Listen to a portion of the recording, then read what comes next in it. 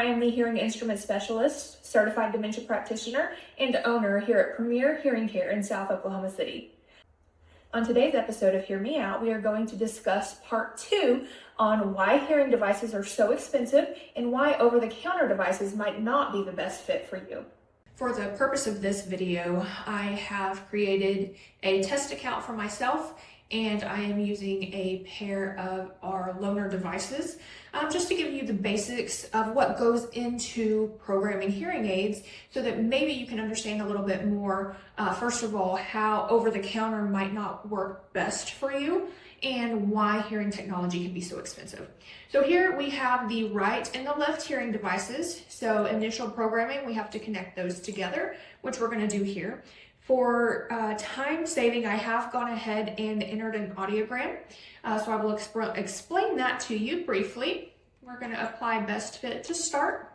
All right, before the patient ever comes in, we actually go over here to our programming software and we program the actual hearing devices. So the red is going to be your right ear, the blue is going to be your left ear. Normal hearing is going to be somewhere around the 20 decibel mark, give or take 5 decibels normally.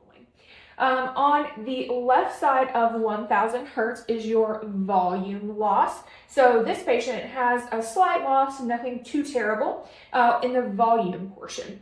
To the right of 1000 hertz, we see this sloping loss in the high frequencies. This is where the majority of conversation takes place. So this is where you are going to hear people talking but not understand necessarily what's being said. Down here we have the air conduction thresholds, which are the red zeros and the blue X's. And then we have our bone conduction, which are the standalone brackets here on the audiogram. Bone conduction bypasses the outer and middle ear. It tests the health of the cochlea itself. So that's very important. We want to make sure that there's not an air bone gap between the two. And then if we go down into speech testing, let me click that for you. This is done at your initial evaluation when we test your hearing. We go over your speech reception thresholds. We get your comfort level, your uncomfortable level. And then this is what's really important right here is the percentage of words that you get correct. Because let's say you have a normal audiogram, but you still are having trouble understanding speech. That tells us there may be more going on with your hearing health.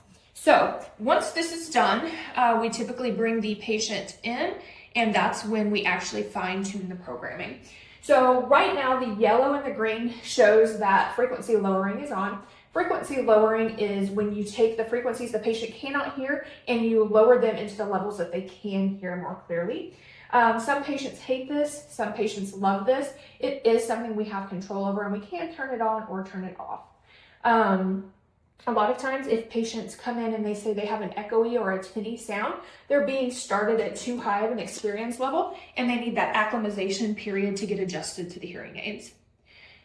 When we open the screen over here, this side shows you all the different pages that we can go into to fine tune and customize the hearing devices for you.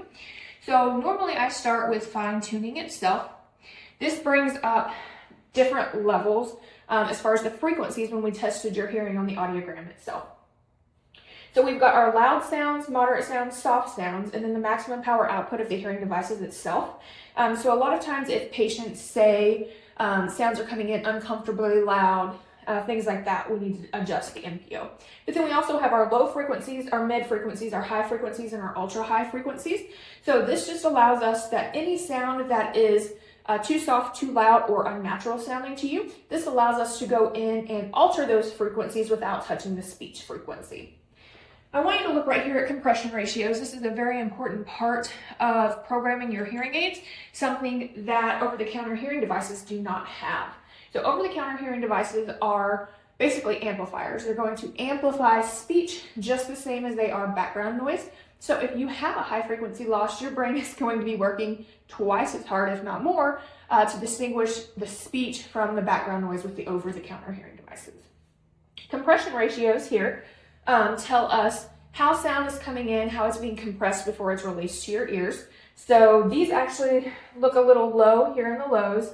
The mids look a little high. Highs are okay. I might alter them slightly. Over here on this side though, you don't want 2.4 or 1.9. You are going to have problems in hearing and hearing clearly. And again, we can go into each individual frequency and sound specifics.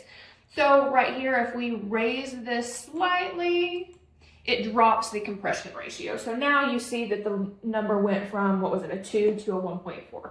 So we have control at every single frequency here, which is amazing and great for our patients. So let's go.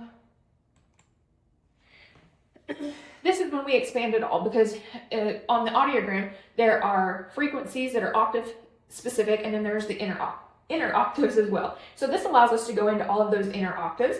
So typical, you have 500, 1,000, 2, 3, 4, 6, and 8. But then you also can go into 150, 750, 1,500, and as you can see, it goes all the way up. So this gives us a ton of control for each of our patients based on your specific hearing loss. So if a patient were to come in and say, hey, I feel like I am talking through the back of my throat, like sound is trapped, well, then you know that at 750 hertz in the NPO, you probably need to lower that. That is not something you have control over in over-the-counter hearing devices. Another thing I want to bring your attention to is this right here. This specific hearing device has the option to have 4 separate programs for you. So while I do program the hearing devices to your audiogram, once you get out in the real world, you may need a little additional help, because obviously I don't go to the restaurants with you. I don't know if you go to really soft, romantic restaurants or if you go to really loud, noisy, boisterous restaurants. So we can give you a restaurant program. We can give you a lot of different options, but again, then we have to go back into the programming for all of this and program each specific program for your specific needs as well. So one thing that I absolutely love doing is called speech mapping. So speech mapping is where we record whoever is speaking and we can see where they fall on your specific range of hearing losses.